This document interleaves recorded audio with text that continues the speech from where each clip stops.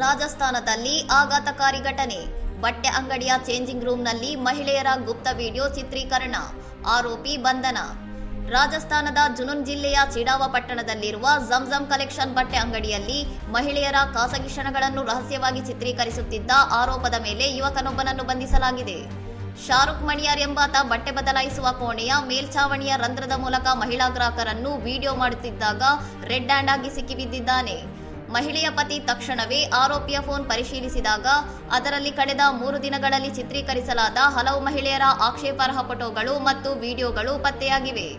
ಘಟನೆಯನ್ನು ಮುಚ್ಚಿಹಾಕಲು ಅಂಗಡಿ ಮಾಲೀಕರು ಮತ್ತು ಸಿಬ್ಬಂದಿ ಸಂತ್ರಸ್ತ ಕುಟುಂಬದ ಮೇಲೆ ಹಣದ ಆಮಿಷ ಹಾಗೂ ಬೆದರಿಕೆ ಒಡ್ಡಿ ಒತ್ತಡ ಹೇರಲು ಪ್ರಯತ್ನಿಸುತ್ತಿದ್ದು ಮತ್ತಷ್ಟು ಆಕ್ರೋಶಕ್ಕೆ ಕಾರಣವಾಗಿದೆ. ವಿಷಯ ತಿಳಿದು ಸ್ಥಳೀಯರು ರಸ್ತೆಗಿಳಿದು ಪ್ರತಿಭಟನೆ ನಡೆಸಿದ ಹಿನ್ನೆಲೆಯಲ್ಲಿ ಪರಿಸ್ಥಿತಿ ತಿಳಿಗೊಳಿಸಲು ಹಲವು ಪೊಲೀಸ್ ಠಾಣೆಗಳಿಂದ ಹೆಚ್ಚುವರಿ ಪಡೆಗಳನ್ನು ನಿಯೋಜಿಸಿ ಭದ್ರತೆಯನ್ನು ಬಿಗಿಗೊಳಿಸಲಾಗಿದೆ. ಸದ್ಯ ಪೊಲೀಸರು ಅಂಗಡಿಗೆ ಬೀಗ ಜಡಿದಿದ್ದು ವಶಪಡಿಸಿಕೊಂಡಿರುವ ಮೊಬೈಲ್ನ ಫೋರೆನ್ಸಿಕ್ ತಪಾಸಣೆ ನಡೆಸಿ ವಿಡಿಯೋಗಳನ್ನು ಸಾಮಾಜಿಕ ಜಾಲತಾಣಗಳಲ್ಲಿ ಹಂಚಲಾಗಿದೆ ಎಂದು ತನಿಖೆ ಕೈಗೊಂಡಿದ್ದಾರೆ. ಇನ್ನಷ್ಟು ಸುದ್ದಿಗಳಿಗಾಗಿ ನೋಡ್ತಾ ಇರಿ ಸೌರಂ ಟಿವಿ.